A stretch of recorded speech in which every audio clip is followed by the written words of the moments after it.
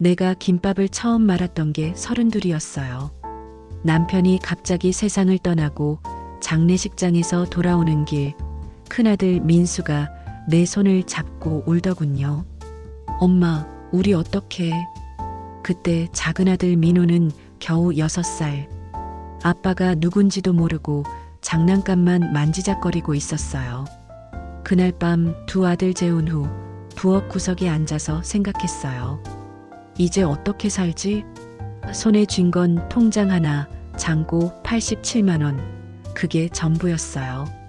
다음 날부터 새벽마다 시장에 나갔죠. 김밥 재료 사서 집에서 말아서 다시 시장 입구에 앉아서 하루에 20줄 팔면 10,000원, 30줄 팔면 15,000원이었어요. 비 오는 날은 손님이 없었어요. 손이 얼어붙어서 김밥을 말 수가 없더라고요. 그래도 앉아 있었어요. 안 팔리면 저녁에 아이들 먹이면 되니까요. 겨울엔 손끝이 터서 피가 났어요. 김 위에 밥 펴는데 피가 묻을까봐 반창고를 3겹씩 붙였죠. 그래도 괜찮았어요. 아이들이 엄마 오늘 반찬 뭐야? 물으면 그걸로 됐거든요. 엄마 배고파? 그 한마디 들으면 세상 다 가진 것 같았어요. 민수는 중학교 들어가면서 철이 들었어요. 엄마, 나 신문 배달할래. 그 말에 울컥했죠. 그래도 말렸어요. 공부나 해. 엄마가 다 할 수 있어. 민호는 고등학교 때 장학금 받았어요.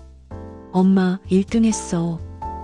그 말 듣고 시장 한복판에서 소리내서 울었어요. 그렇게 30해를 김밥 말며 살았어요. 민수는 대학 나와서 회사 다니고 민호는 지방에서 교사 됐어요.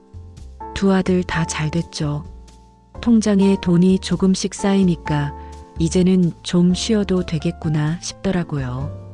환갑이 되던 해 민수가 여자친구를 데려왔어요. 엄마 윤희예요. 예쁘더군요. 말도 곱게 하고 어머니 제가 반찬 해드릴게요. 그 말에 얼마나 고마웠는지 몰라요. 결혼식 날 나는 한복을 새로 맞췄어요. 평생 처음으로. 사진 찍을 때 민수가 내 어깨를 안더군요. 엄마 고생 끝이에요. 그 말이 참 좋았어요. 신혼집 마련할 때였어요. 민수가 조심스럽게 말했죠. 엄마 전세금이 너무 모자라요. 집 한 채만 사주시면 평생 효도할게요. 그 말을 듣는데 눈물이 핑 돌았어요. 그래, 내 고생이 헛되지 않았구나 싶었죠. 얼마 필요한데? 3억이요, 엄마. 나는 통장을 꺼냈어요. 시장에서 30해 모은 돈 4억 8천만 원. 이거 다 써. 민수가 울었어요. 엄마 고맙습니다. 그날 밤 신혼집에서 밥을 차려주며 속으로 이런 생각을 했어요. 이제야 좀 쉬어도 되겠다. 그런데 세상은 그렇게 호락호락하지 않더라고요. 처음 한 달은 좋았어요. 며느리 윤희가 어머니 이거 드세요 하면서 과일도 깎아주고 민수는 퇴근하면 엄마 오늘 뭐 하셨어요? 물어봤죠. 근데 2달째 되니까 달라지더군요. 어머니 요즘 이런 냄새 나는 반찬 안 먹어요. 내가 담가온 된장찌개를 코 막으며 치우더라고요. 어머니 냉장고 정리 좀 해주세요. 어머니 반찬통이 너무 많아요. 나는 그냥 웃었어요. 그래, 젊은 사람들은 다 저렇지. 석 달째 민수가 말했어요. 엄마, 이제 우리 가족 중심으로 살아야죠. 아이도 생각해야 하고. 그 말에 가슴이 철렁했어요. 우리 가족이라는 말 속에 나는 없더군요. 넉 달째 윤희가 대놓고 말했어요. 어머니, 냉장고는 저희 거예요. 어머니 반찬 넣지 마세요. 내 반찬통이 현관 구석으로 밀렸어요. 어머니, 전화는 낮에만 주세요. 민수 회사 일로 바쁘거든요. 전화해도 받지 않았어요. 5달째 민호가 찾아왔어요. 엄마, 형수님이 좀 그렇다면서요? 아니야, 괜찮아. 엄마, 거짓말하지 마세요. 형한테 전화했는데 형수가 받더니 끊었어요. 민호가 화를 냈지만 나는 말렸어요. 형제끼리 싸우지 마. 엄마는 괜찮아. 근데 괜찮지 않았어요. 6달째 등기우편이 왔어요. 손이 떨렸어요. 봉투를 뜯는데 심장이 쿵쾅거렸죠. 부동산 등기부등본 내용을 보는데 눈앞이 캄캄했어요. 소유자 김윤희 며느리 이름이더군요. 그 순간 기억났어요. 한 달 전 윤희가 법무사 사무실 같이 가자고 했었죠. 어머니, 세금 상담 받으러 가요. 거기서 서류에 도장 찍었어요. 여기만 찍어주세요. 복잡한 서류라서요.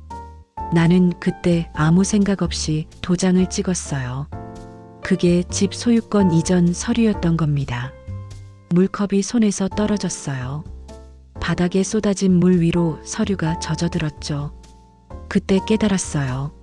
아, 나는 이제 이 집의 손님이구나.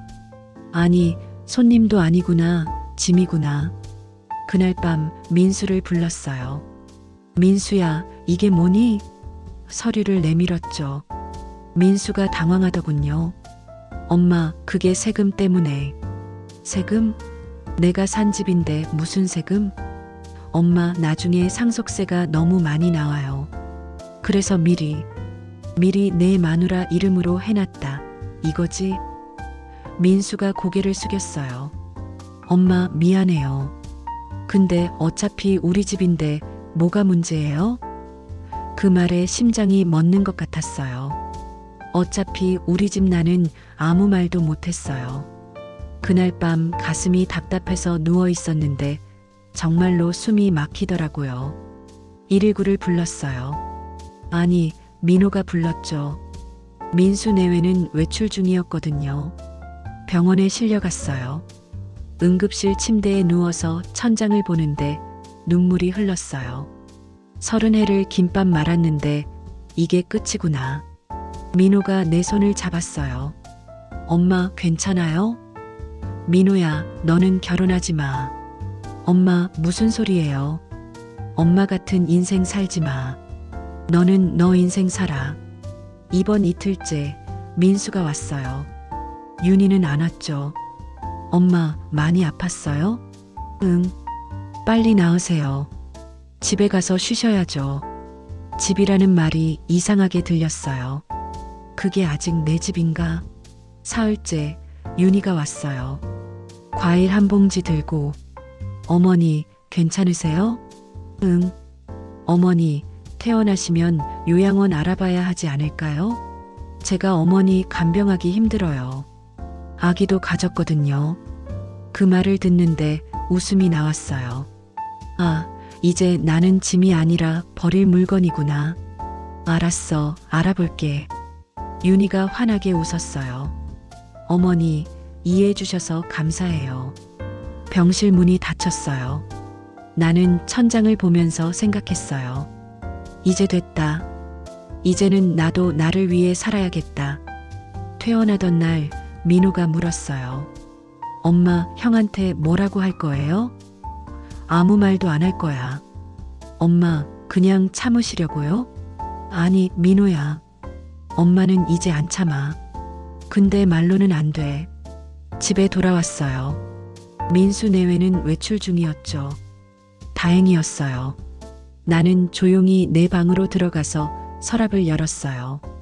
통장, 인감, 도장, 신분증. 손이 떨렸지만 마음은 단단했어요. 나는 평소 쓰던 일반 도장은 서랍에 그대로 뒀어요. 대신 진짜 인감 도장은 깊숙이 숨겼죠. 이불 속, 옷장 뒤, 김치 냉장고 밑, 윤희가 절대 못 찾을 곳에. 그리고 기다렸어요. 이틀 후 윤희가 내 방 서랍을 뒤지더군요. 나는 부엌에서 보고 있었어요. 일부러 보이게.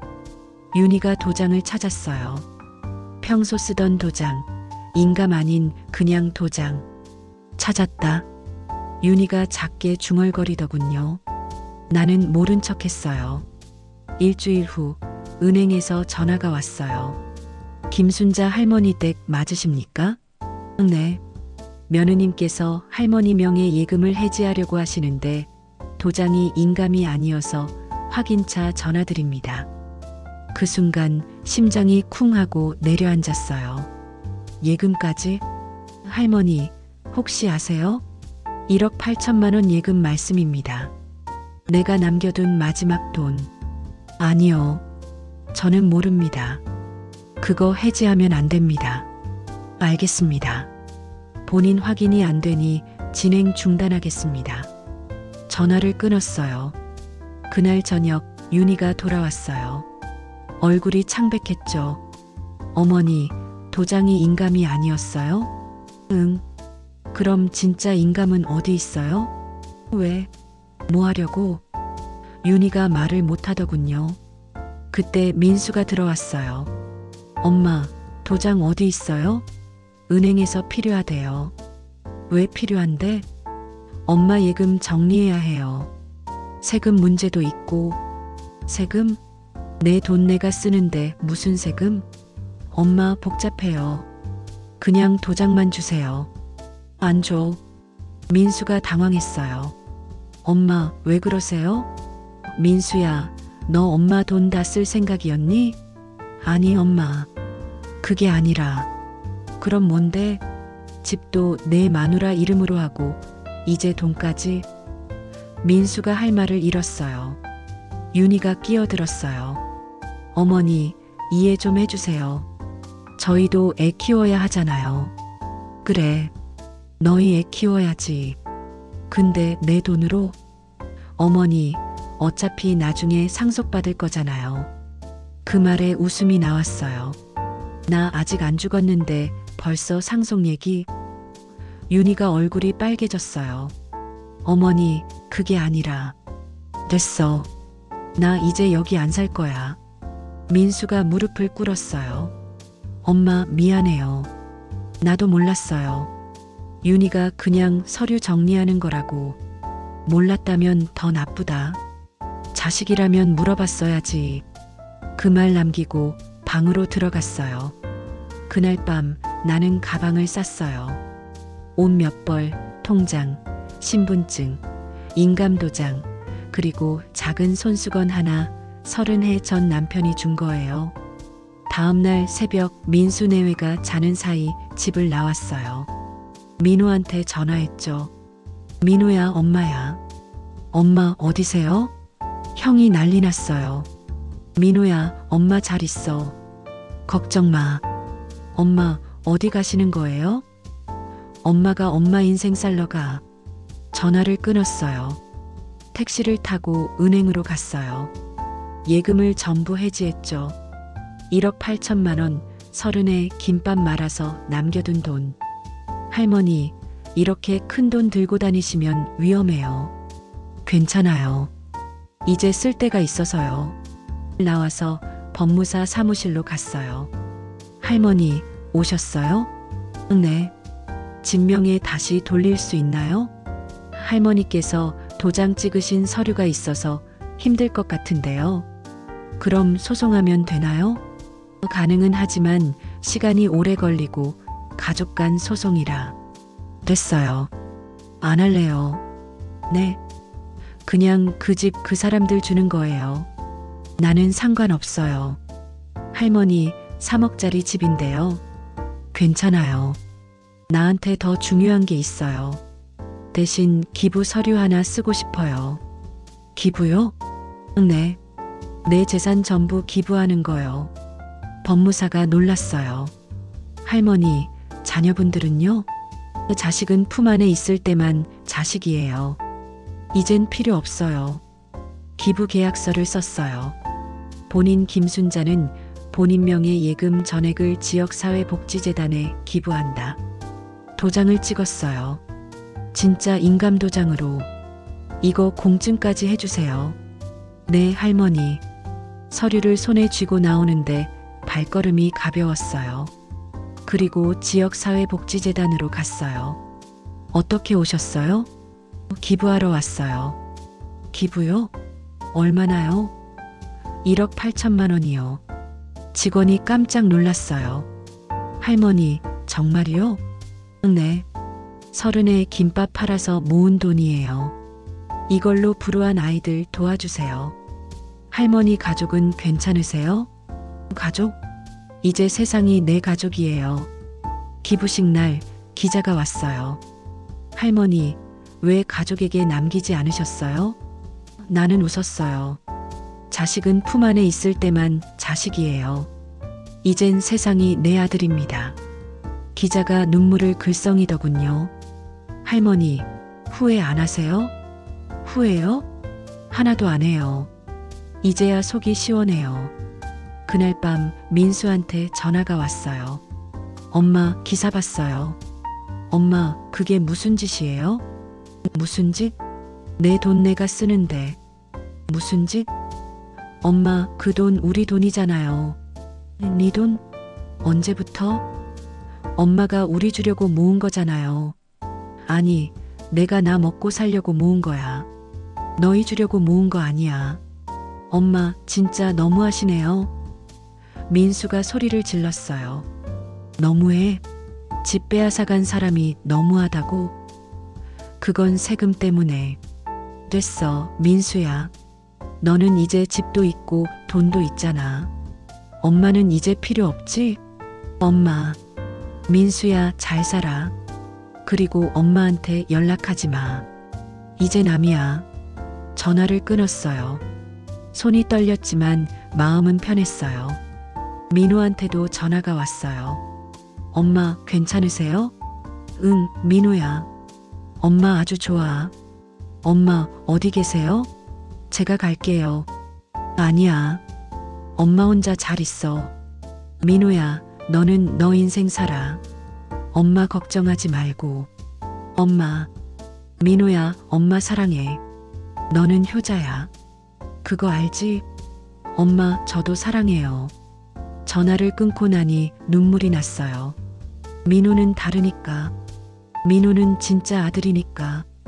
그리고 나는 기차표를 샀어요. 목적지는 안 정했어요. 그냥 가장 먼 곳. 어디로 드릴까요? 제일 끝까지요. 부산까지 가는데요. 좋아요. 그리로 주세요. 기차표를 손에 쥐고 플랫폼에 섰어요. 가방 안에는 옷 몇 벌, 통장 한 장, 그리고 손수건 하나. 기차가 들어왔어요. 나는 올라탔어요. 창가 자리에 앉아서 밖을 봤어요. 서울이 점점 멀어졌어요. 민수네 집도 시장도 30에 김밥 팔던 그 자리도 다 멀어졌어요.